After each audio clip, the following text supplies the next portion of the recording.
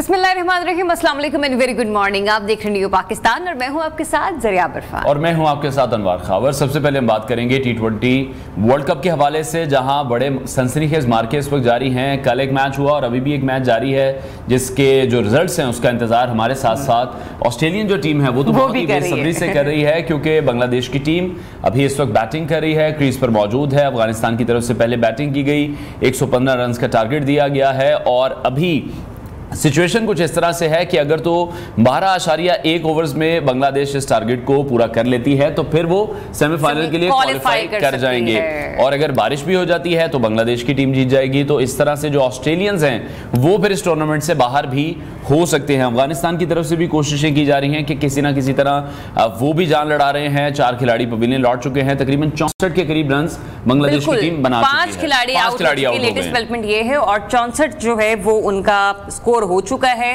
और अभी जो है लेटेस्ट हुई कि 73, क्योंकि जिसमें हमने प्रोग्राम स्टार्ट करने के लिए बैठे थे उस वक्त तो 64 जो थे वो उनका रन रेट था, लेकिन अभी 73 हो गया। तो ये कि कोशिश उधर से भी बहुत ही जा रही है कि हम सेमीफाइनल के लिए क्वालिफाई कर लें, और अफगानिस्तान की टीम भी उन्हें मुकम्मल तौर पर टफ टाइम दे रही है। और उससे ज्यादा जो वही जैसे कि अनवर ने कहा कि कोई टीम बेचैन बैठी है वो ऑस्ट्रेलिया की टीम बैठी है। वैसे ये हाल ना मुझे ऐसा लग रहा है ऑस्ट्रेलिया का पाकिस्तानी टीम की तरह से कुछ अगर मगर वाली जो सिचुएशन है, बारिश हो जाती है, टूर्नामेंट इतना अजीब हुआ है, ऐसे अपसेट हुए हैं बिल्कुल कि हर टीम परेशान दिखाई दे रही है। कि अभी जो सेमीफाइनल की दौड़ में टीम्स हैं उनमें बांग्लादेश भी शामिल है, उनमें अफगानिस्तान भी अभी शामिल है। तो ये बड़ी टीमों के लिए एक बड़ा लम्हा फिक्रिया है कि किस तरह से इन तमाम टीमों ने मेहनत की है और आज अपना वो मुकाम बनाया है जिसपे एटलीस्ट हमारी टीम तो नहीं पहुंच सकी, और वो वापस पाकिस्तान जरूर पहुंचना शुरू हो गया। बाबर आजम जिस तरह से लाहौर पहुंच चुके हैं। अच्छा, जो बाबर आजम की बॉडी लैंग्वेज है, जिस तरीके से वो बड़े खुशगवार मूड में नजर आ रहे हैं, यकीन कीजिए कि जो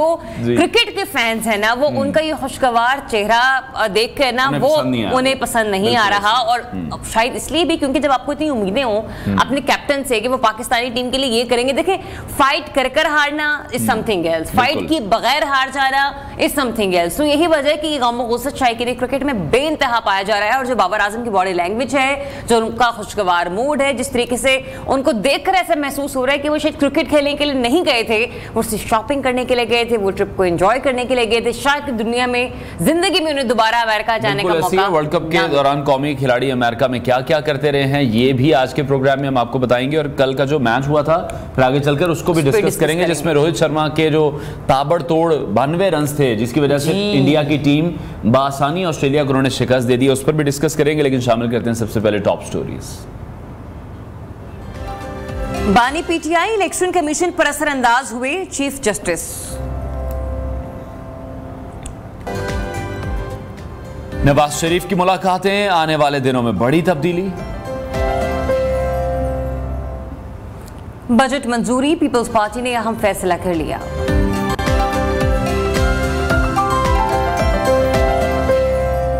और वर्ल्ड कप के दौरान कौमी खिलाड़ी अमेरिका में क्या करते रहे।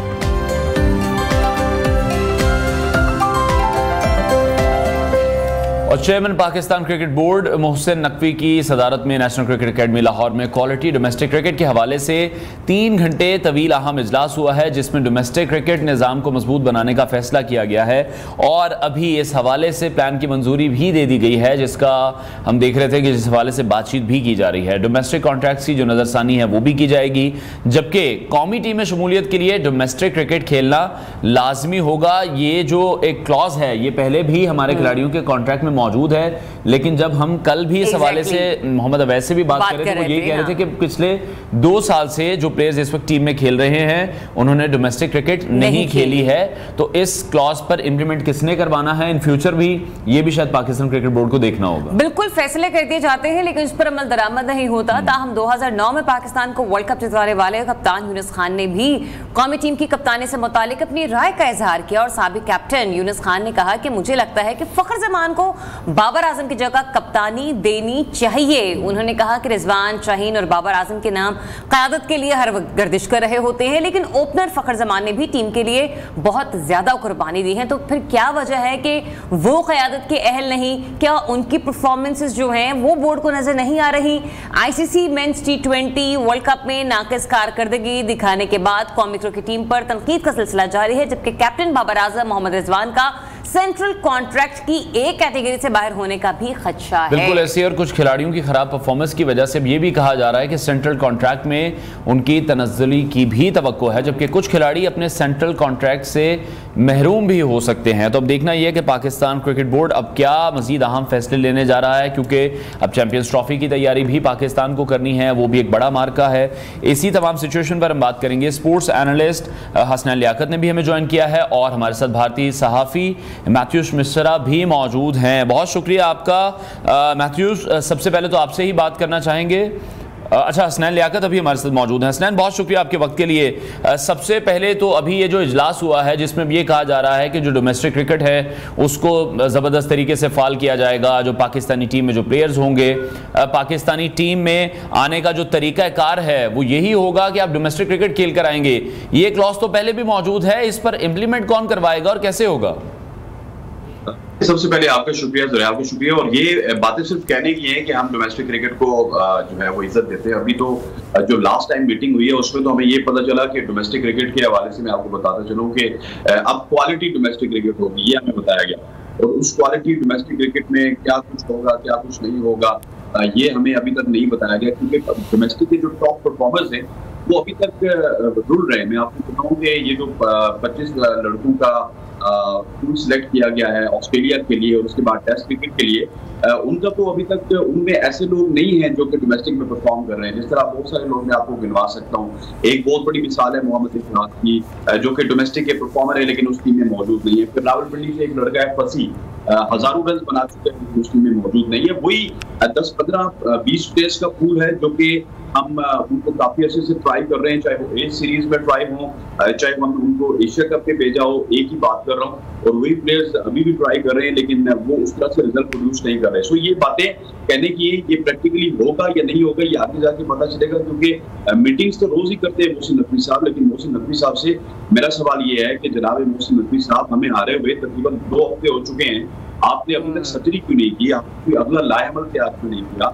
आप कौन को ये क्यों नहीं बता रहे कि ग्रुपिंग हुई? आप कौन को ये क्यों नहीं बता रहे कि? लेकिन हसनैन ये बताइएगा ना कि भी जो आप कह रहे हैं कि सर्जरी नहीं हुई, ऑपरेशन नहीं हुआ, ये कॉन्ट्रैक्ट्स के अंदर रद्दोबदल होना, तनज़्ज़ुली का शिकार होना, फलाने प्लेयर्स को एक कैटेगरी से निकाल देना, आपको लगता है कि ये भी सर्जरी और ऑपरेशन के जुमरे में आ रहा है? हो सकता है मोहसिन नकवी साहब इस बारे में बात कर रहे हो, बड़े पैमाने पर कोई तब्दीली अगर वो सोच रहे हैं तो शायद कुछ इसी तब्दीली के बारे में वो कोई प्लानिंग करके बैठे हो।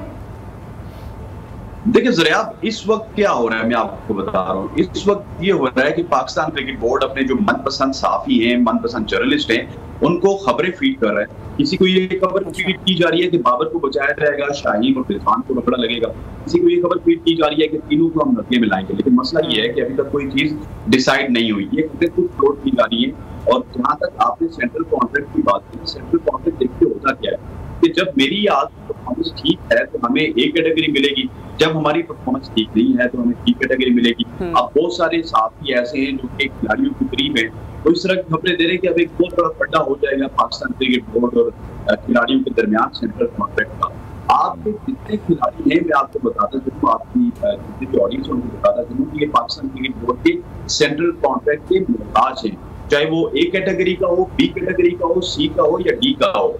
अगर आप पाकिस्तान क्रिकेट बोर्ड का सेंट्रल कॉन्ट्रैक्ट नहीं लेंगे और बोर्ड से आपने अगर जंग करनी है तो आप लीग की वजह से बोर्ड से जंग करेंगे, तो लीग भी आप नहीं खेल सकते। जब तक आपको पाकिस्तान क्रिकेट बोर्ड की एनओसी नहीं मिलेगी तब तक आप कोई लीग नहीं खेल। तो ये तो एक मुद्दा ही खत्म हो गया ना कि अब बोर्ड तो खिलाड़ियों। लेकिन हसनैन, जिस तरह से आप ही ये कह रहे हैं कि 2 हफ्ते हो गए हैं, मोहसिन नकवी साहब ने इस हवाले से कोई उस तरह का एक्शन नहीं लिया, जो उनकी स्टेटमेंट फौरन ही पाकिस्तान इंडिया के मैच के बाद आ गई थी कि एक बहुत बड़ी सर्जरी की जरूरत है। तो कहीं ऐसा तो नहीं है कि पाकिस्तान क्रिकेट बोर्ड भी प्लेयर पावर से डर रहा है और साथ ही साथ जो मजीद कॉरपोरेशन मौजूद हैं जिनके तहत प्लेयर्स काफ़ी स्ट्रॉन्ग हो चुके हैं, उनसे भी ये लोग डर रहे हैं? जो PSL की फ्रेंचाइजीज हैं उनके मालिकान से, फ्रेंचाइजीज से भी डर रहे हैं?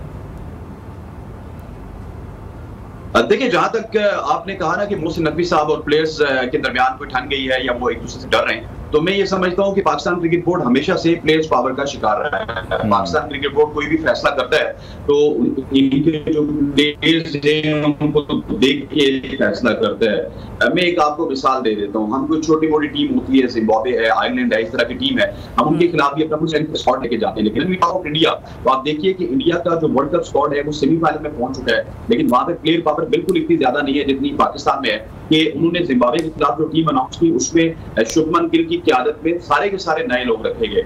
ये तो पाकिस्तान क्रिकेट का अलमिया है कि बोर्ड खिलाड़ियों के सामने घुटने टेकता है। मैं काफी दिनों से कह रहा हूँ, काफी सालों से कह रहा हूँ, बल्कि अब तो साल हो चुके कि पाकिस्तान क्रिकेट बोर्ड को तगड़ा होना पड़ेगा। जब तक आपका बोर्ड तगड़ा नहीं होगा, जब तक आपका बोर्ड खिलाड़ियों को उस तरह से यूटिलाइज नहीं करेगा जिस तरह के इंग्लैंड का बोर्ड करता है, ऑस्ट्रेलिया का बोर्ड करता है या फिर इंडिया का बोर्ड करता है, तो आप रिजल्ट प्रोड्यूस नहीं कर सकते। देखिए ऑस्ट्रेलिया, इंडिया या फिर इंग्लैंड, ये 3-4 बड़े जो बोर्ड्स हैं ये क्या करते हैं, ये अपना बैकअप तैयार कर रहे हैं। इनके पास पूल के इस वक्त 40 से 45 प्लेयर्स मौजूद हैं जो कि आगे पीछे आके उनकी सीरीज में परफॉर्मेंसेस देते हैं। अच्छा हसनैन, वहां पर तो बैकअप तैयार हो रहा है, मुझे बस क्लियरली ये आंसर दे दीजिएगा कि आपको लगता है कि बाबर आजम मजीद कौमी टीम के कप्तान रहेंगे या नहीं रहेंगे, या फिर यूएस खान की राय को भी तरजीह दी जा सकती है कि फखर जमान के नाम का कुर्रा कभी भी किसी वक्त निकल सकता है या नहीं? देखिए ज़रिया, जिस तरह की सिचुएशन बनाई जा रही है, आपके बहुत सारे बड़े नाम ऐसे हैं जो कि बाबर आजम को कप्तान नहीं देखना चाहते, जिसमें शोएब अख्तर का मैं नाम लेना चाहूंगा, वसीम अकरम का मैं नाम लेना चाहूंगा। बहुत सारे ऐसे नाम हैं जो कि बाबर के खिलाफ आजकल बात कर रहे हैं और शाहीन शाह अफरीदी के हक में बात कर रहे हैं। इसी तरह फखर जमान की बात की, फखर जमान तो बिल्कुल आउट ऑफ बात कर दी। लेकिन मैं आपको बताऊं कि हल ये है कि इस वक्त हमें बाबर आजम, मोहम्मद रिजवान और शाहीन शाह अफरीदी को टीम से साइडलाइन करना होगा कप्तानी की हद तक। ठीक है, हसनैन हमारे साथ ही मौजूद रहेगा। भारतीय सहाफी मैथ्यूश मिश्रा ने भी हमें ज्वाइन किया, उनसे इस हवाले से मजीद बात करेंगे। मैथ्यूश, बहुत शुक्रिया आपके वक्त के लिए। सबसे पहले तो कल के मैच की आपको बहुत बहुत मुबारकबाद। आपकी जो टीम है वो सेमीफाइनल के लिए क्वालिफाई कर चुकी है और बड़ा ही जबरदस्त मैच था जो टीम इंडिया की तरफ से खेला गया। रोहित शर्मा की परफॉर्मेंस बड़ी जबरदस्त रही। आपके क्या तासुरात हैं कल के मैच को लेकर? थैंक यू मुझे इनवाइट करने के लिए, बहुत बहुत शुक्रिया आपका। आप देख रहे हैं मैंने चश्मा लगाया हुआ है इस वक्त यहाँ पे मेलबर्न में 2:15 बजने दिन के। चश्मा इसलिए लगाया हुआ है क्योंकि मेरी आंखें सूजी हुई हैं। हमने रात भर बैठ के मैच देखा और क्या बेहतरीन मैच था। Rohit Sharma leading from the front जो कहते हैं ना, कप्तानी पारी खेली उन्होंने। और जब रोहित शर्मा फॉर्म में होते हैं ना, उससे बेहतरीन कुछ भी नहीं होता क्रिकेट में। तो मैं बहुत खुश हूँ, बहुत बेहतरीन दिन पे आपसे मुझे बात करने का मौका मिल रहा है और टीम इंडिया को बहुत बहुत मुबारकबाद। और मैं चाहता हूँ कि इस बार वो वर्ल्ड कप जरूर जीत के आएंगे। अच्छा, कंप्लीटली एग्री जिस तरह से आपने बात की है कि रोहित जब अपनी फॉर्म में होते हैं तो वाकई उससे बेहतर क्रिकेट में हमें वो फिर मनाजिर देखने को नहीं मिलते जिस तरह की बैटिंग वो करते हैं। तो क्या राज आप समझते हैं, what is the success of की रोहित शर्मा के लिए, जितनी अटैकिंग क्रिकेट वो खेलते हैं और जिस तरह का मैच कल उन्होंने बनाया, आते ही उन्होंने ऑस्ट्रेलियंस को मौका ही नहीं दिया? जी, मुझे लगता है, जो पर्सनल मैंने रोहित शर्मा की जर्नी देखी है एज अ प्लेयर और एज अ कप्तान ग्रो करते हुए, मुझे लगता है कि वो बिना किसी खौफ के खेलते हैं। वो एकदम वो बहुत बेहतरीन दबाव बनाने पे फोकस करते हैं ऑपोजिशन टीम पे, और उन पे कोई प्रेशर नहीं होता, या होता है तो भी दिखाते नहीं है, तो वल्नरेबिलिटी नहीं होती है। दूसरा, मुझे ये लगता है कि दूसरे जो खिलाड़ी इस टीम में परफॉर्मेंस दे रहे हैं, ऐसा नहीं है कि एक ही बंदा खेल रहा है, ऐसा नहीं है 2 ही बंदे खेल रहे हैं, सारी टीम कुछ ना कुछ परफॉर्म कर रही है। तो ये टीम परफॉर्मेंस है।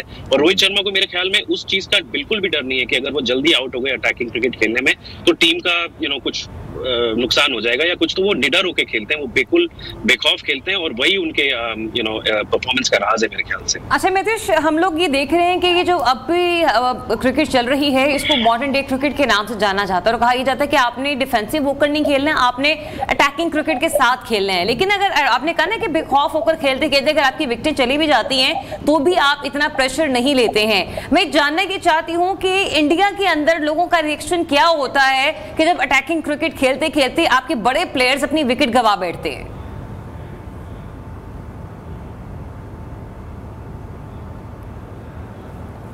मैथ्यूज से एक बार फिर से हम राब्ता कायम करने की कोशिश करेंगे, उन तक हमारी आवाज़ अभी नहीं पहुंच पा रही है। हसनैन हमारे साथ मौजूद है। हसनैन, ये बताइएगा कि हम जहां पर हम मैथ्यूज से भी ये बात कर रहे थे, रोहित शर्मा ने जिस तरह से कल कप्तानी बारी भी खेली है और ज़बरदस्त किस्म की बैटिंग उन्होंने की है और ऑस्ट्रेलिया को प्रेशर में उनकी इनिंग्स ही लेकर आई है, आप किस तरह से देख रहे हैं? एक तरफ फिर हमारे कप्तान हैं जिन पर बहुत ज़्यादा तनकीद कप्तानी को लेकर तो है ही कि वो ग्राउंड में भी बड़े कंफ्यूज दिखाई देते हैं, फिर जो अपनी बैटिंग जिस पे उन्हें बाबर द किंग कहा जाता है वो भी उस तरह से यूटिलाइज नहीं कर सके हैं पाकिस्तानी टीम को कि किसी भी किस्म का कोई ऐसा मैच वो नहीं जितवा सके अपनी परफॉर्मेंस के बिहाफ पर। तो इन दोनों में क्या कंपैरिजन आपको नजर आ रहा है कि क्या सीखने की जरूरत है बाबर को रोहित शर्मा से भी? देखिए, रोहित शर्मा से तो एक चीज बाबर आजम को सीखने की जरूरत है, वो है सेल्फलेस प्लेयर और सेल्फलेस कप्तान। आप देखिए, रोहित शर्मा कल भी 90 रन से जायद में 92 बना के बावजूद अगर यहाँ पे बाबर आजम होते या फिर इंडिया के भी कुछ 1-2 प्लेयर्स है वो होते तो वो मेरा ख्याल है कि अगली 10 गेंदें ले लेते और अगली 10 गेंदों में उन्होंने या 20 गेंदों में जाके सेंचुरी लगानी थी। सो ये सेल्फलेस जो कप्तानी है, ये सेल्फलेस जो प्लेयर है रोहित शर्मा, उनसे ये सीखना पड़ेगा कि किस तरह बंदा सेल्फलेस होकर टीम के लिए खेलता है। और सेकेंडली अनवर जो कप्तानी है ना, वो किसी से नहीं सीख सकते, वो उनको खुद ही करनी होगी। और कप्तानी के हवाले से बाबर आजम के ऊपर अब बहुत सारे सवाल खड़े हो रहे हैं। और अभी मैं आपको जिस तरह पहले भी बता रहा था कि मुझे ये लग रहा है कि अब बाबर आजम को चैंपियंस ट्रॉफी 2025 तक के लिए कप्तान मुकर्रर किया जाएगा, क्योंकि ये जितनी भी डिलींग टैक्टिक्स है मोहसिन नकवी साहब की जानिब से, ये उसी वजह से है कि उन्होंने कमिटमेंट की हुई है बाबर आजम के साथ कि आप तो ये जो अभी आप जो अभी ये बात कर रहे हैं कि ये जो तमाम डिलेइंग टैक्टिक्स हैं और जो मोहसिन नकवी साहब की तरफ से जो मीटिंग बुलाई गई है, फिर जो बाबर आज लाहौर पहुंचे हैं और बड़े खिलखिला रहे थे, बड़े मुस्कुरा रहे थे, बड़े हंस रहे थे, तो फिर यही वजह है कि कंफर्मेशन मिल गई है कि चैंपियंस ट्रॉफी तक तो अब टीम की जिम्मेदारी आपके सर पर ही है। जी हाँ, मुझे ऐसे ही लग रहा है जिस तरह वो मुस्कुराते हैं। देखिए, वो तो उनका फैन क्लब है ना, जो उनको इस वक्त पता नहीं कहाँ पे पहुंचा रहा है। और जिस तरह वो उनको बॉक्सिंग द किंग कहते हैं और इस तरह की चीजें कहते हैं, जिस तरह पाकिस्तान ने रिजल्ट प्रोड्यूस किए हैं, मैं समझता हूँ कि और कप्तान होता तो शायद वो 3-4 हफ्ते के लिए पाकिस्तान ही ना आ सकता। लेकिन ये सिर्फ बाबर आजम है जो कि पाकिस्तान आते हैं, मुस्कुराते हुए आते हैं। लेकिन जो मेरी खबरें हैं वो यही कह रही है कि मोहसिन नकवी साहब इस वक्त बाबर आजम को कप्तान बरकरार रखना चाहते हैं और इसी वजह से ये डिलेइंग टैक्टिक्स यूज की जा रही है। चले, कहना तो नहीं चाहिए, लेकिन बदकिस्मती के साथ अगर यही कैप्टनसी रही तो शायद हम कैप्टन जो चैंपियंस ट्रॉफी जो है वो भी ना कभी जीत पाए। मैथ्यूज हमारे साथ एक बार फिर से मौजूद है। मैथ्यूज, मेरा सवाल आपसे ये था कि अटैकिंग क्रिकेट खेलते वक्त जब कैप्टन या कैप्टन के अलावा जो आपके ओपनर्स हैं, जिसमें हमने देखा कोहली भी जब बड़ी अटैकिंग क्रिकेट की तरफ आते हैं तो कभी ना कभी आप लोगों की तरफ से भी जरा जल्दी विकेटें गिर जाती हैं। आपने कहा कि आप लोग प्रेशर नहीं लेते, टीम की कोशिश यही होती है कि आने वाले दीगर बैटर्स जो हैं वो अच्छा रन रेट या अच्छा स्कोर जो है वो सेट कर सके, लेकिन खेलते वो भी अटैकिंग क्रिकेट ही हैं। मैं ये जानना चाह रही हूँ कि जो आपके इंडियन फैंस हैं, जो कि क्योंकि क्रिकेट को पूजा जाता है इंडिया में, अटैकिंग क्रिकेट खेलते वक्त एक आधी विकेट गिर जाती है, तब वहां पर लोगों का रिएक्शन कैसा होता है? जी बिल्कुल, मेरा ख्याल है कि आजकल की जो क्रिकेट हो गई, मॉडर्न डे क्रिकेट, और टीम इंडिया जिस तरीके से परफॉर्म कर रही है, जैसे मैंने कहा कि 1-2 लोगों पर डिपेंड नहीं करके ना सारी टीम कुछ ना कुछ परफॉर्मेंस दे रही है, तो मेरे ख्याल से फैंस में भी वो एक सेंस ऑफ प्रेशर नहीं बनता है, क्योंकि उनके कुछ फेवरेट खिलाड़ी होंगे जो हमारे बड़े खिलाड़ी हैं, कभी कभी वो भी फेल करते हैं, लेकिन डर नहीं होता। फैंस को भी चाहिए कि सारे लोग जो है ना, सारी टीम जो है ना, वो साथ में परफॉर्मेंस दे, और ये टीम गेम है क्रिकेट। देखें, अगर सारे लोग परफॉर्मेंस नहीं देंगे तो टीम की परफॉर्मेंस कभी अच्छी नहीं होगी। अच्छा, ये चीज मैंने 2-3 दफा और भी जगह पे बोली है कि जैसे टीम गेम है तो आपको इसको as a team game approach करना, और फैंस ये चीजें समझते हैं। कोई फैन आपको ऐसा नहीं मिलेगा मेरे ख्याल से जो इन्वॉल्व है क्रिकेट में, जो एक प्लेयर को गाली दे रहा हो अगर वो परफॉर्म नहीं कर रहा है, या किसी को प्रेज कर रहा हो अगर वो सिर्फ एक प्लेयर परफॉर्म कर रहा हो। वो पूरी टीम को एक एज अ टीम देखते हैं, और ये जो परफॉर्मेंस टीम इंडिया कर रही है और सारे मेंबर्स जो परफॉर्मेंसेस दे रहे हैं, मेरा ख्याल है फैंस में कोई डर नहीं रहता, और उनको तो एंटरटेनिंग क्रिकेट देखने में ज्यादा मजा आता है। तो जितने लोग ज्यादा अटैकिंग क्रिकेट खेलेंगे मेरे, लेकिन मैथ्यूज आपके सबसे बड़े जो प्लेयर हैं विराट कोहली, वो थोड़े से ऑफ कलर दिखाई दे रहे हैं इस इवेंट में। जी, कभी कभार बड़े प्लेयर्स के साथ भी ये होता है, लेकिन मेरा फिर से वही दोहराऊंगा मैं कि सिर्फ विराट कोहली पे डिपेंडेंट अगर टीम इंडिया होती तो आज ये परफॉर्मेंस देखने नहीं मिलता वर्ल्ड कप में। तो ये मेरा ख्याल से बिल्कुल चीज इस पे ना फोकस करना ही नहीं चाहिए कि बड़ा खिलाड़ी परफॉर्म कर रहा है नहीं कर रहा है, सारी टीम परफॉर्मेंस कर रही है। हर खिलाड़ी का दिन आता है, हर खिलाड़ी कभी ना कभी पुअर फॉर्म में भी चलता है, तो इससे मेरा ख्याल है कोई भी मसला नहीं है। अब team as a team perform कर रही है, वो हमारे लिए ज्यादा है। और जो वनडे वर्ल्ड कप का बदला था वो तो आप लोगों ने कल बड़े अच्छे तरीके से ऑस्ट्रेलिया से लिया वापस। जी बिल्कुल, बहुत ज्यादा टीम जीतती है तो खुशी होती है, लेकिन टीम जब बदला लेकर जीतती है तो ज्यादा खुशी होती है, मेरा ख्याल है। इसलिए हम फैंस में क्रिकेट एक्सपर्ट्स में बहुत खुशी का माहौल है। बहुत शुक्रिया। भारतीय सहाफी मैथ्यूस मिश्रा हमारे साथ इन कॉन्वर्सेशन थे। हसनैन, उस तरफ तो हम देख रहे हैं बड़ी खुशी का माहौल है, हमारी तरफ अभी कुछ चीजें सॉर्ट आउट होना, का माहौल है। बाबर आजम खुशी खुशी पाकिस्तान वापस आए हैं। बिल्कुल, वो बाबर सिर्फ खुश हैं, लेकिन जो उनके फैंस हैं वो खुश नहीं हैं। जो तमाम पाकिस्तानी टीम के फैंस हैं वो बिल्कुल खुश नहीं दिखाई दे रहे हैं। लेकिन हसनैन, ये मैं चाहूंगा इस मुद्दे को भी क्लियर कीजिएगा कि बहुत से ऐसे क्रिकेट एक्सपर्ट हैं जो टीवी पर भी कह चुके हैं, जो कॉलम्स में भी लिख चुके हैं, और वो यही कह रहे हैं कि पाकिस्तानी जो टीम है वो अमेरिका में मसरूफ थी, चंद डॉलर के एवज मेल मुलाकातों के हवाले से कुछ मसरूफियात उनकी वहां पर रही हैं। इस खबर में कितनी सच्चाई है? देखिए, इस खबर की तरफ मैं आऊंगा, मैं आपको एग्जैक्ट खबर बताऊंगा, लेकिन ये जो मिश्रा जी कह रहे थे ना कि हमारे यहाँ बड़ी खुशी है और अटैकिंग क्रिकेट खेल रहे हैं और फैंस बड़े सोबर हो चुके हैं, तो मिश्रा जी का ताल्लुक इंडिया से है और हमारा ताल्लुक पाकिस्तान से। और पाकिस्तान, इंडिया, बांग्लादेश में आप अटैकिंग क्रिकेट खेले या डिफेंसिव क्रिकेट खेले, रिजल्ट प्रोड्यूस करना मैटर करता है। अभी इंडिया रिजल्ट प्रोड्यूस कर रही है तो एवरीथिंग इज गुड। अगर अटैकिंग क्रिकेट खेलते हुए रिजल्ट प्रोड्यूस ना करे ना तो फिर इंडिया में हमसे ज्यादा वाइब्रेंट सोशल मीडिया है, हमसे ज्यादा वाइब्रेंट मीडिया है और वो बहुत ज्यादा पीछे लगता है। जहां तक आपने सवाल किया कि वहां पे डॉलर्स की वजह से गए थे, मैं आपको बताऊं कि अभी तहकीकात चल रही है, बहुत सारे हमारे जराए ये भी कह रहे हैं कि सिर्फ डॉलर्स नहीं बल्कि पाकिस्तान के बहुत सारे ऐसे प्लेयर्स हैं जो कि वहां पे ये कन्वर्सेशन करते रहे और डिफरेंट लोगों से उन्होंने पूछा कि अमेरिका की पीआर किस तरह ली जाए।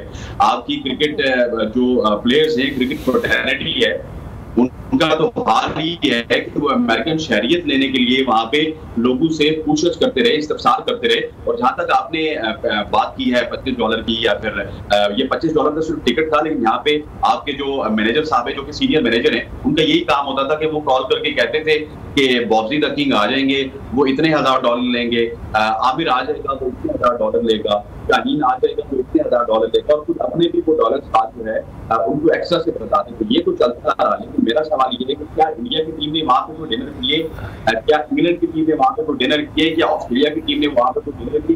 ठीक है, चलिए, जो मकसद लेके गई थी पाकिस्तानी टीम वो पूरा कर आ गई है। डॉलर कमाने के लिए गए थे, डॉलर कमाकर बाबर आजम भी पाकिस्तान पहुंच चुके हैं। एक छोटी सी ब्रेक लेते हैं, ब्रेक के बाद आपको फिर से ज्वाइन करते हैं। हमारे साथ रहिए।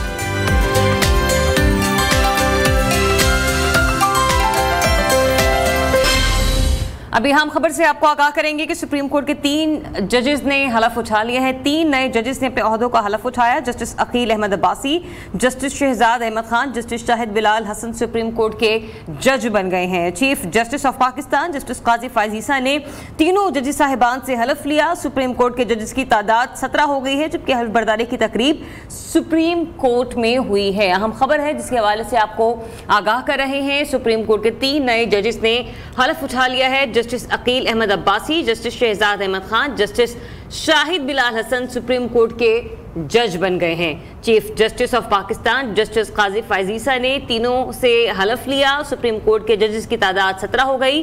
हलफ बर्दारी की तकरीब सुप्रीम कोर्ट में हुई। ब्रेक लेते हैं, ब्रेक के बाद आपको दोबारा ज्वाइन करेंगे।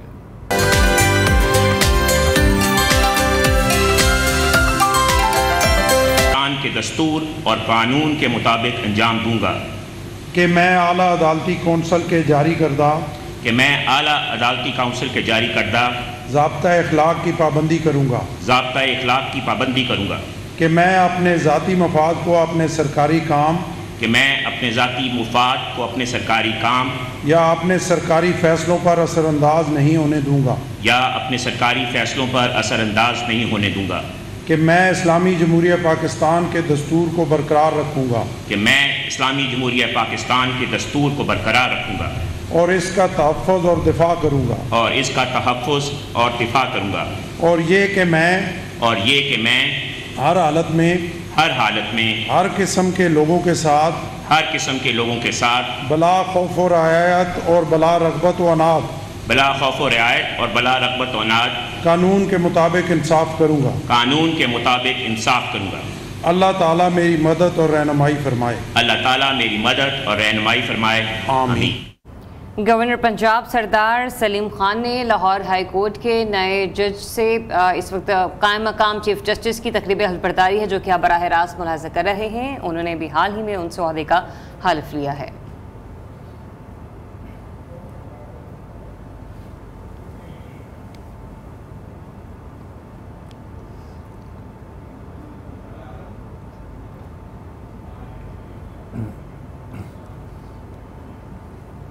और अभी लेंगे ब्रेक, हमारे साथ रहिए।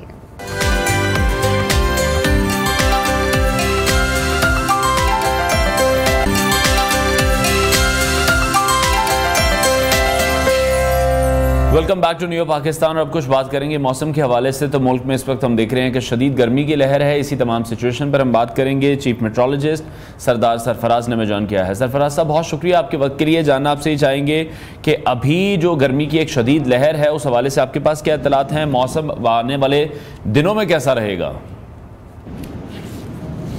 जी बहुत शुक्रिया जी। देखिए, जो दोबारा से हीट वेव की एक लहर आई हुई है, ख़ासकर कराची में पिछले 2 दिन से बहुत शदीद गर्मी पड़ रही है, और पंजाब में भी मेरे ख्याल में बेशतर जगहों पर कल से टेम्परेचर राइज होना शुरू हो गए हैं। तो ये 28 से 29 जून तक चलेगा ये सिलसिला इसी तरह से। ख़ासकर जनूबी पंजाब, जो बक्कर और नीचे डीजी खान और गिरदनवा के इलाके हैं, रहीमियार खान, बावलपुर, वहाँ दोबारा उन इलाकों में टेम्परेचर 48 से 50 की रेंज में जा सकते हैं। ख़ासकर आज और कल जो 2 दिन होंगे, 26 को ज़्यादा इम्कान है इस बात का, 26-27 को। और ये जैसे मैंने कहा 28 या 29 जून तक चलेगी गर्मी, और उसके बाद फिर बारिशें, कुछ ना कुछ प्री मानसून की बारिशें पंजाब में इंटर होंगी, और फिर 1 जुलाई से ऑनवर्ड तो बाकायदा मानसून की बारिशों की आने का भी इम्कान है। तो तब तक ये गर्मी रहेगी, फिर ही सबसाइड होगी कि जब बारिशों का स्पेल शुरू होगा। तो कराची की हद तक ये है कि कल से कुछ बेहतरी आना शुरू हो जाएगी, क्योंकि कराची के जनूब मशरक़ या जनूब में एक लो प्रेशर एरिया बना हुआ है जो इंडियन गुजरात और एडजॉइनिंग अरेबियन सी पर, तो उसकी वजह से सी ब्रीज़ खासी मुअत्तल रहती है कम से कम दिन के पहले हाफ में, और दोपहर 2 बजे के बाद जाके कुछ बहाल होती है, तो फिर उसमें थोड़ा सा सुकून आता है। अदरवाइज़ ये है कि कल से उसमें फिर इम्कान है कुछ बेहतरी आने का। कराची का टेम्परेचर 40 या 40 से प्लस जा रहा था, तो कल से उम्मीद है कि कम होना शुरू होगा। अच्छा, ये बताइएगा सरदार साहब कि जो प्री मानसून का स्पेल है वो कब से शुरू हो रहा है, और मानसून की तरफ हम कब बढ़ेंगे? क्योंकि इस बार ये पेशगोई भी की जा रही है कि मानसून का जो स्पेल होगा वो माजी की निस्बत 100% ज़्यादा होने की तवक्को है। हाँ, देखिए, स्पेल तो मतलब ज़ाहिर है एक नहीं होगा ना, मानसून तो पूरा 3 महीनों पर मुश्तमिल होता है। तो ओवरऑल फोरकास्ट आपने देखी होगी कि यही है, या आउटलुक यही है जो पीएमडी ने इशू की है कि इस साल मानसून की बारिशें मामूल से ज़्यादा हैं, और बिलखुसूस नॉर्थ ईस्ट पंजाब है, उसमें लाहौर, नीचे कसूर, ऊपर गुजरांवाला, सियालकोट, नारोवाल से लेकर इस्लामाबाद तक, झेलम, और फिर नीचे साउथ ईस्ट, और फिर इसी तरह से नॉर्थ ईस्ट बलूचिस्तान, ये जो 3 एरियाज़ हैं उसमें ज़्यादा इम्कानात के साथ ये है कि मामूल से ज़्यादा बारिशें हैं। तो इम्कान यही है कि जुलाई के पहले हफ्ते से शुरू होगा। नॉर्थ ईस्ट पंजाब से पहले इम्कान है कि बारिशें मानसून की वहाँ से शुरू होगी। प्री मानसून 28 की रात को हो सकता है कुछ प्री मानसून शावर्स हो जाए, कुछ एरियाज़ में आंधी बांधी चले, फिर 29 को 30 को पहले 2 या 3 दिन प्री मानसून बारिश, और फिर उसके बाद मानसून शुरू हो सकता है बाकायदा 1 या 2 से। ठीक है। और सरफराज साहब, ये भी कराची के हवाले से भी स्पेसिफिकली कहा जा रहा है कि वहाँ पर भी बारिशें ज़्यादा होंगी, कोई अलर्ट भी जारी किया गया वहाँ पर?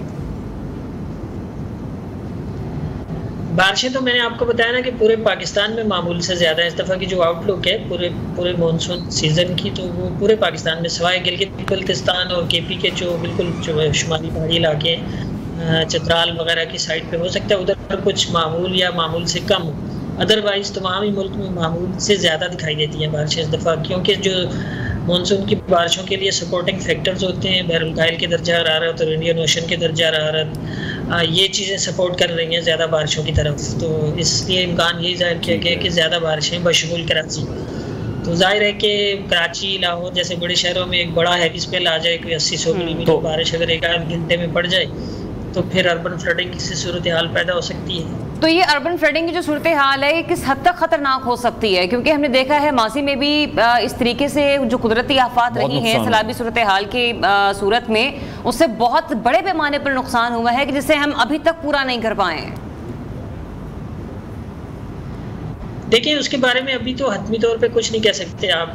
स्पेल शुरू जब होने का इम्कान होता है यानी उससे 2 या 3 दिन पहले ही बता सकते हैं कि जो आने वाला स्पेल होगा वो कितनी शिद्दत का होगा, उसके नतीजे में कितनी बारिश मुतवक्के हो सकती है और किस हद तक अर्बन फ्लडिंग क्रिएट हो सकती है। वो तो आप स्पेल से 2 से 3 दिन पहले ही बता सकते हैं, हफ्तों पहले नहीं बताया जा सकता प्रिसाइसली कि कितना खतरनाक होगा। ठीक है। और सरफराज साहब, अभी जो हम गर्मी की लहर देख रहे हैं, मौजूदा गर्मी की लहर जो है और उसके साथ साथ जो मौसमियाती तब्दीलियां हैं, उस वजह से भी जो ग्लेशियर पिघलने का अमल है वो भी हम देख रहे हैं कि काफ़ी तेज़ है।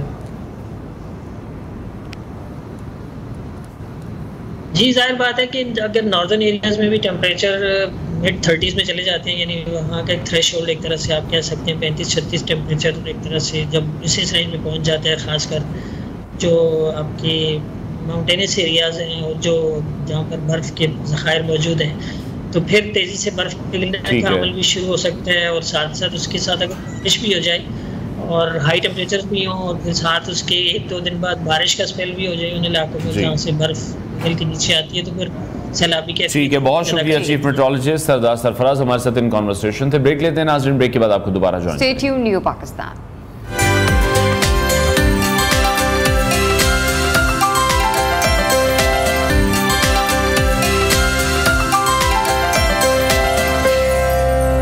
और अब आपको अपडेट करेंगे T20 वर्ल्ड कप के उस अहम मैच के हवाले से जो कि इस वक्त आप हमारी स्क्रीन पर भी मुलाहिजा कर रहे हैं। बांग्लादेश टीम ये मैच हारकर इस टूर्नामेंट से बाहर हो चुकी है और अफगानिस्तान के प्लेयर्स आप देख सकते हैं कि इस वक्त जश्न मना रहे हैं, ग्राउंड में हमें सजदा करते हुए नजर आ रहे हैं। उनकी पूरी टीम इस वक्त स्टेडियम में मौजूद है और इस वक्त अफगानिस्तान पहली बार T20 वर्ल्ड कप के सेमीफाइनल में पहुंच गया है और इस अहम मैच में उन्होंने बांग्लादेश को शिकस्त दे दी है। बिल्कुल, ये इंतहाई इंपॉर्टेंट मैच था T20 वर्ल्ड कप का, जिसके लिए अफगानिस्तान जो है वो सेमीफाइनल के लिए क्वालिफाई कर लिया गया है।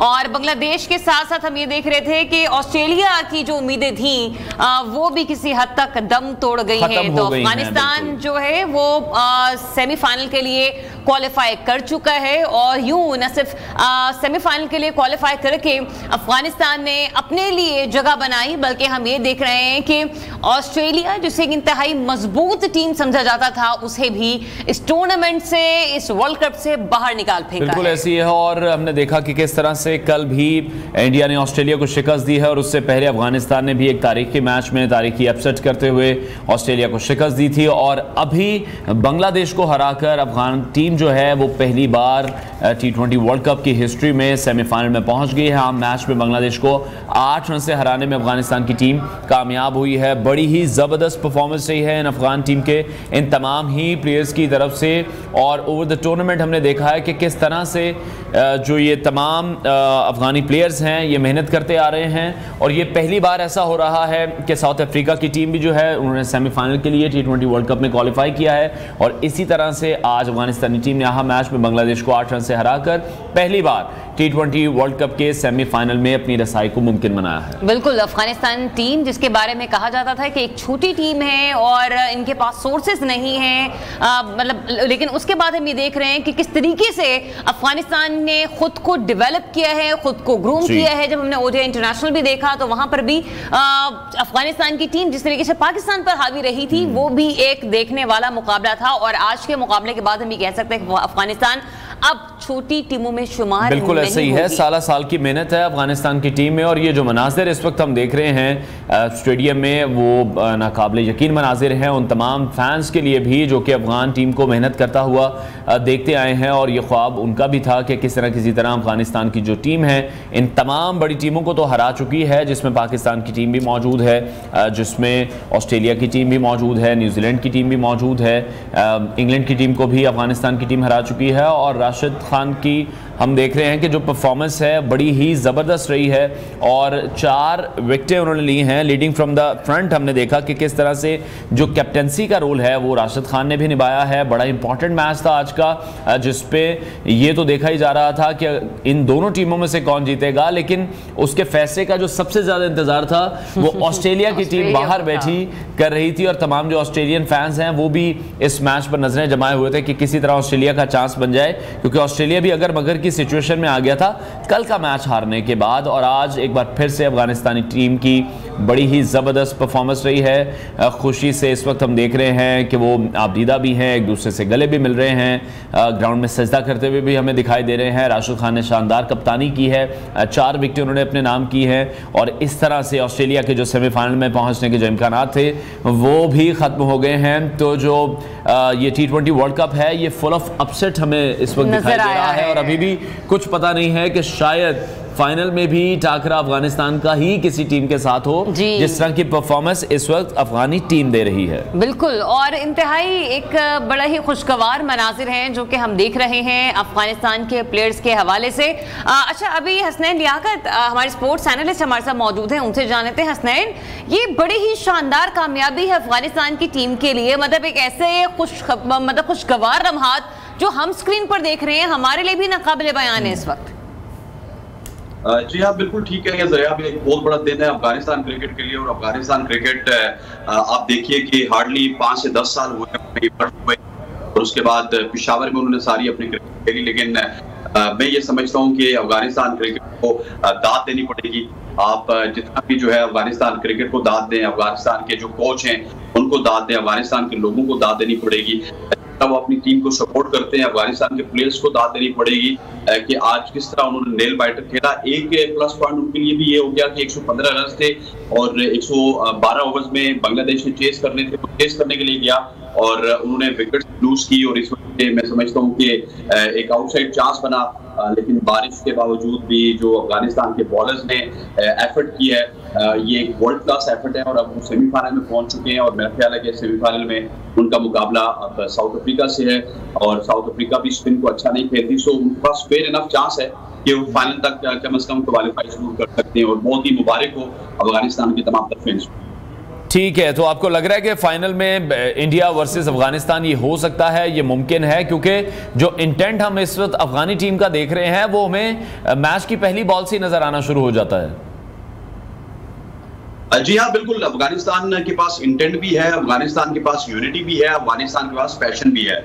जब आपके पास ये तीनों चीजें हों, इंटेंट, यूनिटी, पैशन और उसके बाद टैलेंट जरूर मौजूद है उनके पास, वर्ल्ड क्लास के स्पिनर्स उनके पास मौजूद हैं, फजल हक फारूकी और नवीन उलग की सूरत में उनके पास वर्ल्ड क्लास बॉलर मौजूद हैं। और फिर अगर बैटिंग की बात की जाए तो गुरबाज हैं जो कि एक बड़ी बेहतरीन स्ट्राइक रेट के साथ क्रिकेट खेलते हैं, इब्राहिम ज़ादरान है। सो पूरे इंग्रेडिएंट्स अफगानिस्तान के पास मौजूद हैं। ऑन इस डे वो किसी भी टीम को दुनिया की बीट कर सकते हैं, जिससे आपने देखा होगा 2 दिन पहले उन्होंने ऑस्ट्रेलिया को बीट किया था और आज उन्होंने बांग्लादेश को बीट करके ऑस्ट्रेलिया को भी बाहर कर दिया रेस से, बांग्लादेश को भी बाहर कर दिया रेस से और अपना सेमीफाइनल तक उन्होंने।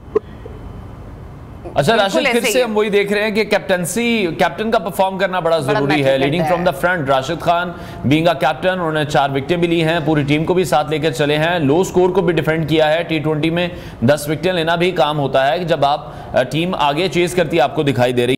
लेकिन बावजूद इसके दोनों टीमें एफर्ट करते हुए हमें नजर आए, लेकिन जीत तो किसी एक की ही यकीनी होनी थी। एनीवेज आगे बढ़ते हैं और बात करते हैं हर बासलाहियत और तालीम याफ्ता फर्द की उन ख्वाहिशों के हवाले से कि जिनकी ये होती है कि वो अपनी सलाहियतों और तालीम को बेहतरीन तरीके से इस्तेमाल में लाएं। बहुत से अफराद हम ये देखते हैं कि गैर मामूली हालात में घर से निकल कर नौकरी करने से कासिर होते हैं, जिसके पीछे बहुत से अवामिल जो हैं वो कार फरमा होते हैं। अब इन्हीं में एक बड़ी तादाद खवातीन की है जिनमें से कुछ वालिदैन की इजाज़त ना होने की वजह से, बच्चों की परवरिश या अपने शौहर की इजाज़त ना होने की वजह से घर से निकल कर अपनी सलाहियतों को इस्तेमाल नहीं कर सकती।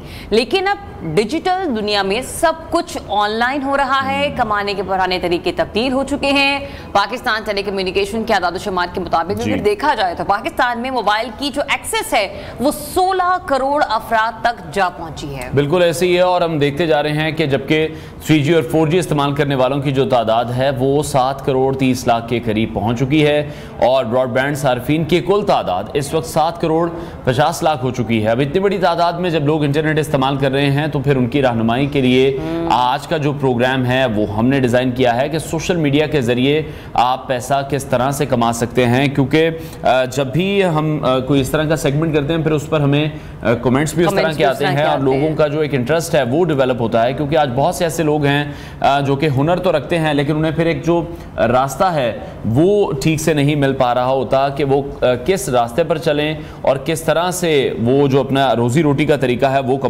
उसको स्टार्ट कर सकते हैं, उसके हवाले से वो काम कर सकते हैं। तो सोशल मीडिया से पैसा किस तरह से कमाना है, वेब जो प्लेटफॉर्म्स हैं उनको किस तरह से चलाना है, क्योंकि यकीनी तौर पर ये बिल्कुल भी आसान काम नहीं है, मुश्किल काम है।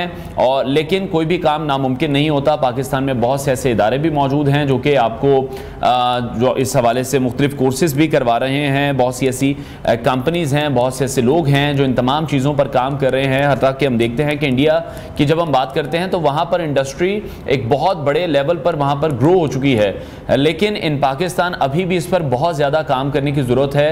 और बहुत सी ऐसी कंपनीज़ तो बन चुकी हैं, लेकिन हम ये समझते हैं कि जब तक गवर्नमेंट इन तमाम कामों की सरबराही नहीं करेगी तब तक शायद मामलात जो हैं वो इतने आसान नहीं होंगे।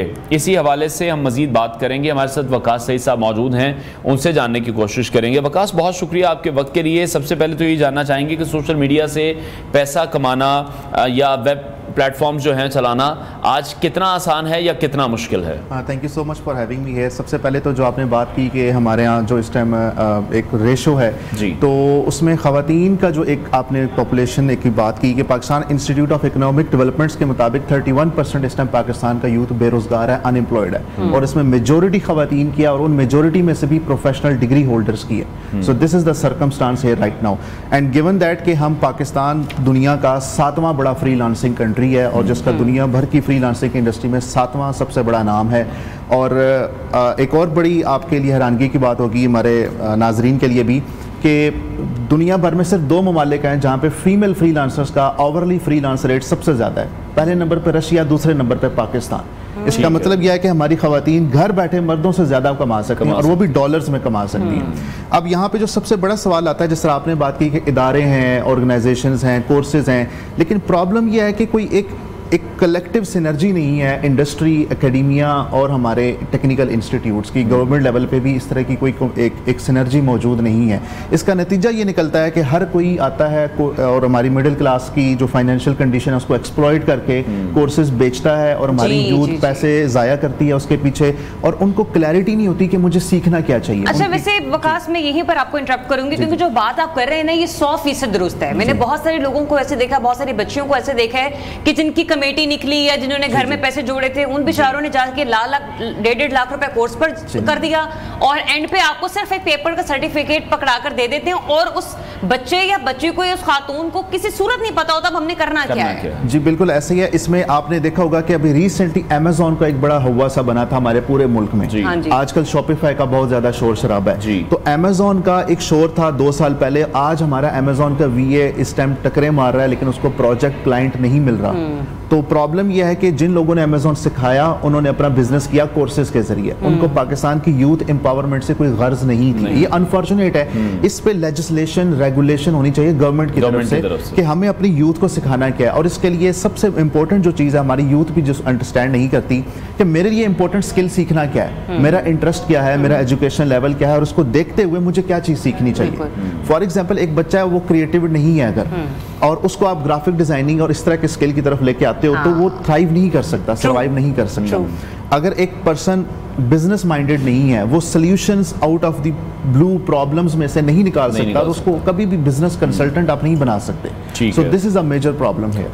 ठीक है। और अच्छा, इसमें सोशल मीडिया के काम में हम ये भी देखते हैं कि आपको मुस्तकिल मिजाजी जो है वो बहुत ज़्यादा ज़रूरी है। कई लोग इसको शुरू तो करते हैं, लेकिन आजकल हम सबको बड़ी जल्दी है फेमस होने की। अगर हम बात कर लें या पैसा कमाने की बात कर लें तो मेरा ख्याल है हर काम को टाइम देना पड़ता है। लोग बहुत जल्दी मायूस होकर फिर इसको छोड़ देते हैं। इसमें असल में हम गेट रिच क्विक स्कीम की तरफ बड़ी जल्दी जाते हैं। हम कहते हैं कि 3 महीने के अंदर हम अमीर हो जाएं जी, और ऐसी वीडियोस हम देखते हैं कि घर बैठे 3 महीने के अंदर, 1 हफ्ते के अंदर लाखों कमाना शुरू कर दें, और हमारे बड़े बड़े लोग, इन्फ्लुएंसर्स ये चीज़ मार्केटिंग कर रहे होते हैं। हमारा माइंडसेट ये बना दिया गया कि हमने मेहनत नहीं करनी, हमने कंसिस्टेंसी नहीं दिखानी, हमने इन्वेस्टमेंट, एनर्जी, सेक्रीफाइस ये चीज़ नहीं देनी, और हम रातों रात अमीर हो जाएंगे। ये सबसे बड़ा प्रॉब्लम है। तो सब्ज़ बाग हमें इतने दिखाए गए और ऊपर से हमारी फाइनेंशियल कंडीशन इस तरह की है कि इसको एक्सप्लॉइट इतना ज़्यादा किया गया। ज़रूरत इस चीज़ की है कि सबसे पहले आप अपना किचन इनकम सिक्योर करें। चाहे मैं समझता हूँ कि छोटी मोटी जॉब भी करके ना आप एटलीस्ट आपके घर का चूल्हा जलना शुरू हो जाए। उसके बाद at least you have to give it 1 year, 1 साल आप किसी एक स्किल के ऊपर अपने आप को इतना खपाएं कि उसके बाद आप डिसीजन लेके नहीं this skill is not for me, let's move on to another skill, and eventually within a few months आप किसी न किसी एक स्किल पे लैंड कर जाएंगे जो कि आपके लिए वर्क करेगा। अच्छा वकास, हमारे यहाँ बच्चों में ना ये बड़ा प्रॉब्लम आ रहा है कि वो चाहते हैं कि उनको कोई ऑफिस जॉब ही मिले, मतलब फैमिली में बताते हुए थोड़ी खुशी महसूस हो कि हाँ मैं फलाने ऑफिस जा रहा हूँ, कुछ और हो। ये जो स्किल्स एजुकेशन की आप बात कर रहे हैं ना, यहाँ पर भी बच्चों की भी काउंसलिंग होने की जरूरत है कि उनको उस तरफ लेकर आया जाए।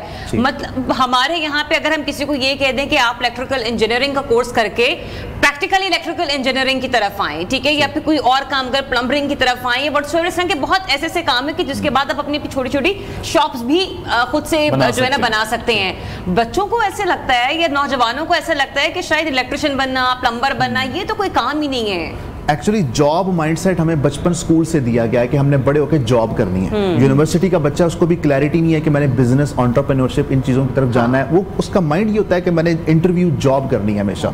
फ्रीलांसिंग की सबसे खूबसूरत बात यह है कि व्हेन यू स्टार्ट फ्रीलांसिंग, आपको एक क्लाइंट आपके पास आएगा, you will start working with her और हिम।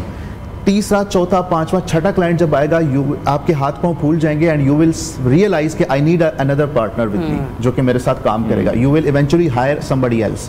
आप दोनों मिलकर 10-15 क्लाइंट के साथ काम करोगे, 16वें क्लाइंट के लिए आपको तीसरा बंदा हायर करना पड़ेगा एंड इवेंचुअली आप एक एजेंसी बना के बैठे होगे जिसमें आप सिर्फ अपना रोजगार नहीं, आप 15-20 लोगों का रोजगार बना रहे होगे। तो और फिर डॉलर आपकी इकोनॉमी के अंदर आ रहा है, आपका पैसा स्टेबल हो रहा है, आप डॉलर्स में कमा रहे हो, आपका खुद का रोजगार भी सेट हो गया, आपके 15-20 एम्प्लॉइज भी नीचे क्रिएट हो गए, एम्प्लॉयमेंट अपॉर्चुनिटीज भी नीचे क्रिएट हो गई। तो इस एक फ्रीलांसिंग की बिजनेस से आप इतना ज्यादा आउटकम्स आप जनरेट कर सकते हैं। तो डेफिनेटली गवर्नमेंट को इस वाले से बहुत ज्यादा सोचने की जरूरत है। ठीक है। अच्छा, जो लोग भी अब ये काम शुरू करना चाहते हैं, आप क्या समझते हैं कौन सा कंटेंट है जो कि आजकल सबसे ज्यादा फिर वायरल है या सबसे ज्यादा आसान है उस पर काम करना? जैसे बहुत सी चीजें हैं, कुछ लोग मेकअप ट्यूटोरियल आपको सिखा रहे हैं, कुछ खाने बनाने सिखा रहे हैं, कुछ तनकीद भी की जाती है, बट वो स्टिल वो अपनी फैमिलीज दिखा रहे हैं या वो तमाम जो कुछ उनकी फैमिलियों में चल रहा है वो सब बता रहे हैं। अच्छा, इसमें जो सबसे इंटरेस्टिंग चीज़ है ना, हम हमेशा दूसरे लोगों को देखते हैं कि वो क्या कर रहे हैं। हम हमेशा से, हमारा पर्सपेक्टिव यह है कि फलां फ्रीलांसर, फलां इन्फ्लुएंसर, फलां यूट्यूबर, फलां फेसबुक, वो क्या कर रहा है और वो किस वजह से फेमस है। हम अपने आप को नज़रअंदाज कर जाते हैं कि मैं क्या हूँ, मेरे अंदर कौन सा टैलेंट है, मेरे अंदर कौन सा स्किल है, मैं लोगों को जीना सिखा सकता हूँ, मैं लोगों को कुकिंग सिखा सकता हूँ। लाइक मेरे ऐसे स्टूडेंट्स हैं कि जिन्होंने ऐसे ऐसे कोर्सेज तैयार किए, ऐसे ऐसे मेंटोरशिप प्रोग्राम्स तैयार किए। फॉर एग्जाम्पल, एक रिसेंटली मैं अपने स्टूडेंट से बात कर रहा था, उसने जो अक्सर ख़वातीन जिनकी शादी होने वाली होती है, उनको हाउस होल्ड और एक रिलेशनशिप को कैसे मेंटेन करना है, इन चीज़ों का एक पूरा उसका एक वीडियो कोर्स बना दिया and she is selling that. तो इसी तरीके से आपने अपने एक्सप्लोर करना है कि आपके अंदर क्या है, कर सकते हैं, आपकी सलाहियत क्या है, अल्लाह ताला ने आपको दिया। वो सेल्फ एक्सप्लोरेशन हम करते नहीं है और हम जो एक पाकिस्तान में कहा था ट्रक की बत्ती के पीछे चलना फॉलो करते हैं। हम वो वाला किसी ने को दुकान खोली है तो उसके साथ ही दुकान खोल लो वैसी। तो मैं इसमें रिकमेंड ये करूंगा कि आप डिजिटल लैंडस्केप को देखें, फाइवर पे जाएं, देखें कौन सा स्किल सबसे टॉप पे है, उसको अपने साथ क्रॉस कंपेयर करें। ठीक है कि मुझे ये इंटरेस्टिंग लग रहा है और उसका क्रॉस कंपेयर करने का तरीका ये है कि गो टू यूट्यूब, 3-4 वीडियोस देखें, आपको अंदाजा हो जाएगा कि ये चीज मुझे इंटरेस्टिंग लग रही है या नहीं लग रही। If it seems interesting, just go with it. 5-6 महीने उस पर इन्वेस्ट करें, मेहनत करें कंसिस्टेंसी के साथ, देन डिसाइड करें कि मुझे नेक्स्ट मूव ऑन करना है। अच्छा, यहाँ पे ना 2 प्रॉब्लम्स बड़े ही बेसिक से प्रॉब्लम है, ठीक है। एक तो ये कि फर्ज करें हमारे यहाँ पे बहुत सारे ऐसे लोग हैं जो कोई काम करना चाह रहे हैं। मैं एक मेकअप आर्टिस्ट की मिसाल ले लेती हूँ, लेकिन उन्हें ये समझ नहीं आ रहा, उन्होंने अपना मोबाइल की सिमत में रखने हैं, उन्होंने वो ट्यूटोरियल करते वक्त आई शेडो अगर लगा रही हूँ तो मोबाइल कहाँ। एक तो लोगों को ये बेसिक्स नहीं है जिनकी वजह से वो थोड़े से ना कॉम्प्रोमाइज हो जाता है उनका कोई भी अपना व्लॉगिंग या यूट्यूब को कंटिन्यू करने का कोई भी प्लान। और दूसरा ये एग्जैक्टली जो शूट्स कर लेते हैं, ठीक है ना, अब उनको आप किसी भी एडिटर के पास जाएंगे, वो कहेंगे जी मैं महीने के 20 से 25 हज़ार रुपए लूंगा। तो भाई जो बेचारा अभी शुरू कर ही रहा है उसके पास 20 से 25 हज़ार रुपए होते तो वो आपके पास आता।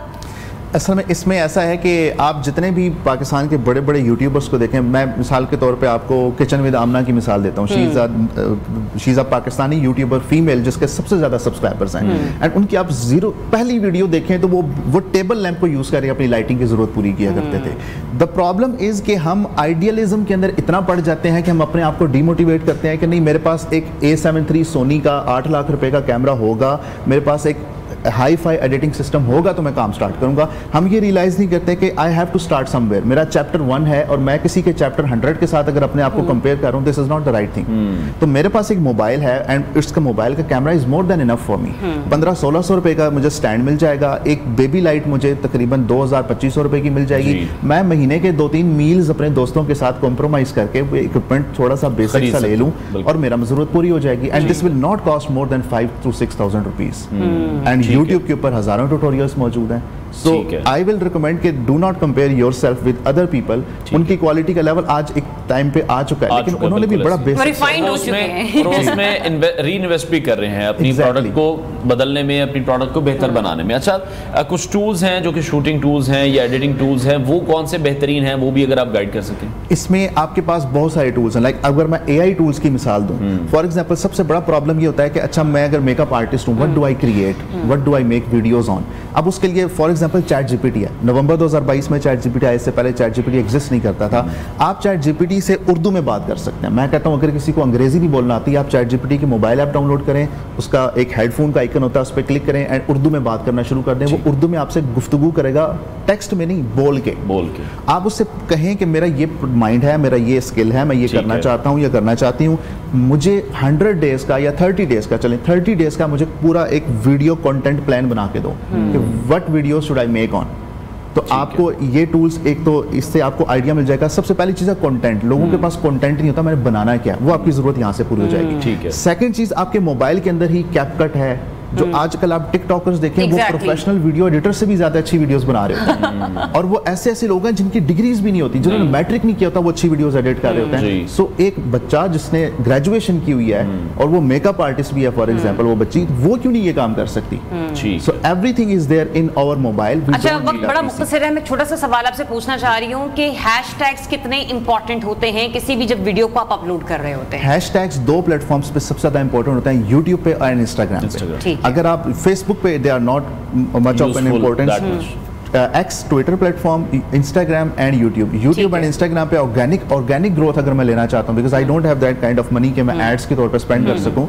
सो हैशटैग सबसे ज़्यादा इंपॉर्टेंट है। और इसमें जो सबसे बड़ी मिस्टेक लोग करते हैं, जो मैं बताऊंगा, वो ये कि लोग बहुत ही हाईली कॉम्पिटिटिव हैशटैग यूज करना शुरू कर देते हैं। यानी आप एक छोटी सी पॉन्ड की fish and you are competing the big sharks. So always start down the ladder, छोटे छोटे हैशटैग से स्टार्ट करें and make your way up. ठीक है, चलो बहुत शुक्रिया वकास सईद हमारे साथ इन कॉन्वर्सेशन थे। नाज़रीन ब्रेक लेते हैं, ब्रेक के बाद आपको दोबारा ज्वाइन करें। Stay tuned to Pakistan.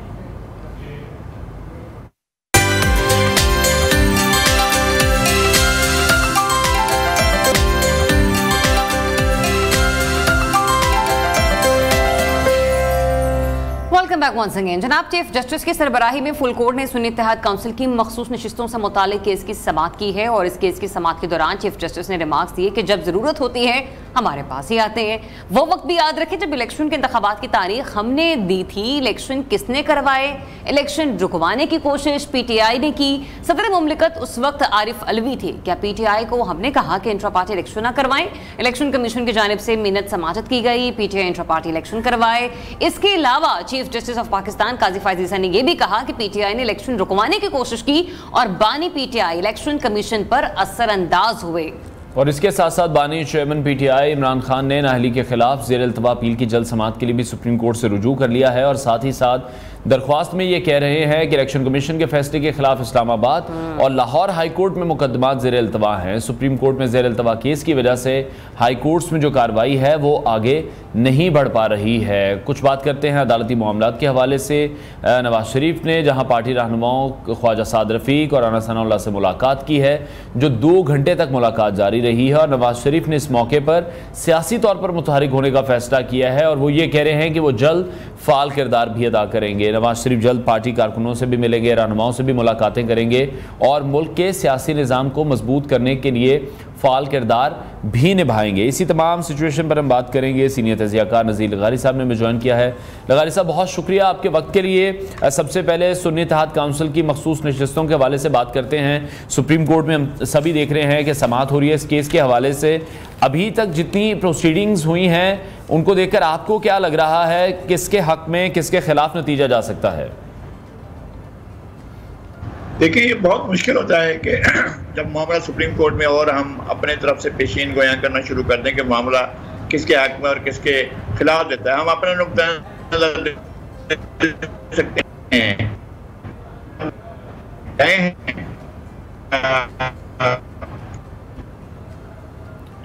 नज़ीर लगारी साहब से एक बार फिर से राब्ता कायम करने की कोशिश करेंगे, उनकी आवाज़ हम तक सही से नहीं आ पा रही है। लगारी साहब कंटिन्यू कीजिएगा। जी मैं अर्ज कर रहा था कि सुन्नी इत्तेहाद कौंसिल को सुप्रीम कोर्ट में जाने से पहले ये जरूर सोच लेना चाहिए था कि खुद उसने इलेक्शन लड़ा, जब इलेक्शन लड़ा तो उनके सरबराह ने किस निशान पर इलेक्शन लड़ा, क्या अपनी पार्टी के निशान पर इलेक्शन लड़ा या नहीं लड़ा। दूसरी बात यह है कि उनकी पार्टी ने खुद कितनी सीटें ली हैं। बात यह होती है कि हाउस का कितना प्रोपोर्शन होगा जिसकी वो नुमाइंदगी के लिए चाहते हैं। ठीक है जी, आपके अंदर एक पार्टी आ गई तो फिर वो अपने आप के माजी से ताल्लुक ख़त्म करे। अगर वो पीटीआई थी या वो पीटीआई के अरकान थे तो अब उनका पीटीआई से कोई ताल्लुक नहीं होगा। या तो एक बात करें ना, कुछ लोग अभी भी पीटीआई के चेयरमैन भी हैं और सुन्नी इत्तेहाद कौंसिल के रुकन भी हैं और पीटीआई के अरकान असम्बली भी हैं और सुन्नी इत्तेहाद कौंसिल के तरफ से कोर्ट में भी मौजूद हैं। मतलब इस तरह की दो अमली जो है वो आपको क्या नताइज देगी। मैं कहता हूँ कि इन्होंने हमेशा की सुन्नी इत्तेहाद कौंसिल में शमूलियत का फैसला आखिर इन्होंने क्या सोच कर किया था। इनकी पार्टी मौजूद थी, पीटीआई को इलेक्शन लड़ने से, इंतखाबी निशान देने से इनकार किया गया था क्योंकि वो बतौर पार्टी के उसने अपने पार्टी इंतखाबात नहीं कराए थे। जब पार्टी इंतखाबात नहीं कराए थे तो उनको निशान नहीं मिला, लेकिन उसके बावजूद बतौर पार्टी के वो मौजूद है, अब भी मौजूद है। तो इलेक्शन लड़ने के बाद उन्हें अपनी पार्टी में ही शामिल हो जाना चाहिए था और कहना चाहिए था हम पीटीआई में हैं और पीटीआई हमारी पार्टी है। ठीक है, हमने एक आज़ाद इलेक्शन लड़ा लेकिन पीटीआई हमारी जमात है। तो पीटीआई में जाने के बजाय उन्होंने सुन्नी इत्तेहाद कौंसिल गिरा ली, कहीं पर वहदतुल मुस्लिमीन गिरा ली, फिर पहले जमात इस्लामी के पास जा रहे थे। ये बात समझ में नहीं आ रही है कि ये सब क्यों हो रहा है। बिल्कुल जो आप फरमा रहे हैं ये कुछ सियासी गलतियां हैं और कुछ कानूनी गलतियां हैं जो कि वो कर बैठे हैं। अब आपको लगता है कि जिस तरह से केसेस पर समाज चल रही है ये कानूनी गलतियां अब उन्हें आगे चलकर भुगतना पड़ेंगी, क्योंकि अब तो जो फैसला आएगा उसको तो तस्लीम करना होगा हर सूरत। नहीं, बात यह है कि फैसला सुप्रीम कोर्ट और क्या देगी, इसके अलावा क्या देगी कि सुन्नी इत्तेहाद कौंसिल ने क्या सीटें हासिल की, क्या अपने निशान पर इलेक्शन लड़ा है, क्या उन्होंने कोई सीटें हासिल की। ये तो लोग आकर शामिल हो गए और उनका दावा ये भी है कि हम पीटीआई के हैं, उधर पीटीआई के हैं, उधर सुन्नी इत्तेहाद कौंसिल में शामिल हुए हैं। और जो लिस्टें होती थी मखसूस निशस्तों की वो आपको इलेक्शन से पहले देनी होती हैं। यही बात तो हो रही थी। उन्होंने कहा जी यहाँ कानून में नहीं लिखा, उन्होंने कहा कि यही प्रैक्टिस है। असल में प्रैक्टिस ही आगे चलकर कानून बनता है। ये जब इलेक्शन कमीशन के पास आपके लिस्टें देनी होती हैं, खुद हम कहते रहे थे, हमने एक बार नहीं कई बार कहा कि भाई अपनी लिस्टें तो जमा करा दें आप जाकर अपनी लिस्टें ले जाए, अच्छा ना जमा कराएं इलेक्शन में, पब्लिक तो करते हैं। पीटीआई ने वो निशस्तें पब्लिक भी नहीं की थी, लोगों को भी नहीं बताया कि जनाब हमें इन लोगों को नामजद करना चाहते हैं मखसूस निशस्तों के लिए, वो तक नहीं हुआ। अब तक भी उन्होंने कोई वो नहीं दी है, जमा कराई है कि जनाब हम इन लोगों को चाहते हैं कि कामयाब हो, इन्होंने कोई फहरिस्त जारी नहीं की थी। तो अब जा रहे हैं कि जनाब हमें सीटें दे दी जाएं और हम इलेक्शन लड़ें न लड़ें, हमारा इंतखाबी निशान हो ना हो, हम जिस पार्टी में चले जाएं उस पार्टी को सीटें मुंतकिल कर दी जाएं। तो ऐसा कानून में तो कहीं नहीं लिखा है कि इस तरह से हो सकता है। ठीक है लगारी साहब, एक और अहम मामला भी है ऑपरेशन अज़्म इस्तेहकाम के हवाले से, जहां नेशनल एक्शन प्लान पर हमने देखा कि बानी पीटीआई के दस्तखत भी मौजूद हैं। आप क्या समझते हैं, अगर इस हवाले से काम हो रहा है तो फिर पाकिस्तान तहरीक इंसाफ मुखालफत क्यों कर रही है, इस मामले पर भी सियासत करना चाह रहे हैं? नहीं, मतलब वो हमेशा मामले को उलझाना और उसके अंदर अपने नताइज हासिल करना चाहते हैं, हमेशा इनका तरीक़ाकार ये है।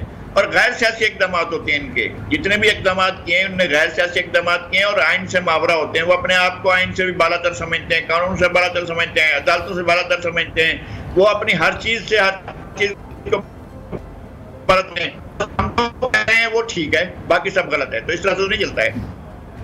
अच्छा, लेकिन लगारी साहब जो आपने भी कहा ना कि अब मामले को सियासी तौर पर भी अपने लिए इस्तेमाल करना चाह रही है पाकिस्तान तहरीक इंसाफ। कल असद कैसर साहब पाकिस्तान तहरीक इंसाफ के सीनियर रहनुमा हैं, एक टीवी प्रोग्राम में ये गुफ्तगू करते हुए नजर आए कि अली अमीन गंडापुर साहब से जब अपेक्स कमेटी के हवाले से बात हुई तो इजलास इसका एजेंडा जरूर बताया गया, लेकिन सूबे में किन इलाकों में किन जगहों पर ये ऑपरेशंस किए जाएंगे, इसके क्या नताइज हो सकते हैं, किस किस्म की जो हिकमत अमली है वो अमल में लाई जाएगी, इसके बारे में जो है वो एतमाद में नहीं लिया गया। पाकिस्तान तहरीक इंसाफ ये मौक़िफ़ अपना रही है। नहीं तो क्या उनको पहले नताइज भी पहले बता दिए जाएंगे, ये नताइज बरामद होंगे, अपनी कार्रवाई भी पहले बता दें कि यहाँ से ये कार्रवाई होनी है, ताकि आप जाकर बताएं कि भाई ये कार्रवाई इन इलाकों में होने चाहिए, ताकि वहां से भाग जाएं आप। क्या मतलब है? नताइज भी पहले आ जाएंगे, अभी ऑपरेशन शुरू नहीं हुआ उससे नताइज पहले मांग रहे हैं वो। मसला ये है कि एक ऑपरेशन एक ऐसी हालत में हो रहा है जब बैनुल-अक़वामी तौर पर हम इस सूरत हाल का शिकार हैं कि हमारे साथ जो सबसे बड़े चीन के जान का तहफ़्फ़ुज़ हासिल नहीं है, और ये इनने अल्लाह कर वहां से यहाँ बसाए थे और इन लोगों को यहाँ आबाद किया था इन इलाकों में। वो इलाकों में शोरश फूट पड़ी है, वहां पर कानून नाम की कोई चीज नहीं है। इन्होंने जब ये बुलाया था इन लोगों को तो फिर किसको मालूम नहीं है? महमूद खान साहब वजीर आला थे, वो खुद भत्ता दिया करते थे, वो भत्ता दे रहे थे, वजीर आला होकर भत्ते दे रहे थे। तो बाकी आम आदमी का क्या हालत होगी? आम कारोबारी शख्स क्या करेगा? वो इस लेकिन ऐसे में ANP और JUI वो भी खासी रेजिस्टेंस शो कर रहे हैं। वो कल आपने मौलाना की भी स्टेटमेंट सुनी होगी, वो फरमा रहे हैं कि फैसले कोई और करता है, लेकिन इसका जिम्मेदारी जो है फिर आगे सियासतदानों को भुगतनी पड़ती है। नहीं, मैं ऑपरेशन का हक में कोई भी नहीं होता है, इसलिए कि हमने ऑपरेशन के मनफी नताइज हमने जरूर भुगते हैं, हमें अंदाजा है उसका। और माजी के जो ऑपरेशन हुए वो कामयाब भी हुए, ऑपरेशन राह नजात कामयाब हुआ सवात में। फिर क्या हुआ? जिन मुलजमान को पकड़ा गया था, वो मुस्लिम खान जो चौराहे पर लड़की को लिटाकर उसके ऊपर जो है हंटर मार रहा था या हंटर मरवा रहा था, वो कहाँ है? अब बताते क्यों नहीं है? और वो लोग जो गिरफ्तार हुए थे वो कहाँ गए थे? फिर साना APC के बाद जो लोग गिरफ्तार हुए थे, जिन लोगों ने TV पर बैठकर एतराफ़ किया था कि जी हाँ हमने ये वाक़या कराया, तो वो कहाँ गए? उनके खिलाफ क्या कार्रवाई हुई? ऑपरेशन होते हैं, ऑपरेशन ज़रब अज़ब हुआ, ऑपरेशन रद्दुल फसाद हुआ, फिर नताइज क्या निकले? वो जो लोग गिरफ्तार हुए उनके साथ क्या हुआ? उनके खिलाफ कौन सा ट्रायल हुआ? कौन सा मुकदमा चला? आपने फौजी अदालतें बनवाई, सिर्फ उन लोगों को सजाएं दी गई जिन लोगों ने परवेज़ मुशर्रफ पर हमले किए थे। बाकी लोगों के साथ क्या हुआ है? जिन लोगों ने जो है मुसलसल कानून शिकनी की है, जिन लोगों ने अलल ऐलान अपने आप को कहा कि हम इन वाक़यात के पीछे, उन लोगों के साथ क्या हुआ? वो तो आराम से, वो मालूम हुआ कि मुल्क में ही नहीं है, वो मुल्क से चले गए हैं, एतराफ़ किया आपके TV पर बैठकर, वो मुल्क में ही नहीं है इस वक्त। तो ऐसी सूरत हाल में लोगों का ये शक तो पैदा होता है ना कि इस ऑपरेशन का क्या नतीजा निकलेगा। ठीक है, लेकिन लगारी साहब फिर जो अभी मौजूदा सिचुएशन, लेकिन फिर हम देख रहे हैं कि अगर आलमी दुनिया की तरफ से भी पाकिस्तान पर प्रेशर है कि जो दहशतगर्दी के वाक़यात हैं वो बढ़ते जा रहे हैं। अगर हम स्पेसिफिकली चाइना की भी बात करें तो वहाँ से भी रिजर्वेशन सामने आ रहे हैं कि जब तक सियासी इस्तेहकाम होगा, जब तक ये दहशतगर्दी के जो वाक़यात हैं इनको नहीं रोका जाएगा, बहुत से ऐसे चाइनीज़ हैं जिनको फिर निशाना भी बनाया गया है। तो आपको लगता है कि फिर वक्त की सबसे अहम ज़रूरत है, ये शॉर्ट आंसर दीजिएगा। नहीं, आप जाहिर है आपको ऑपरेशन की तरफ जाना है, लेकिन ऑपरेशन नतीजा खेज होना चाहिए, ऑपरेशन ऑन टारगेटेड होना चाहिए और उन लोगों के खिलाफ होना चाहिए जो दहशतगर्दी कर रहे हैं, और इसके और माइलेज नहीं होना चाहिए। बिल्कुल यही होना चाहिए कि जो लोग इसमें मुलविस हैं उन्हीं को टारगेट किया जाए और उन्हीं का कला कमा किया जाए। ठीक है, बहुत शुक्रिया सीनियर तजियाकार नज़ीर लगारी साहब हमारे साथ इन कॉन्वर्सेशन थे। नाज़रीन, प्रोग्राम का वक्त खत्म हुआ है, इंशाल्लाह कल फिर आपसे मुलाकात करेंगे। अपना बहुत सारा ख्याल रखिए, इजाज़त दीजिए, अल्लाह हाफ़िज़।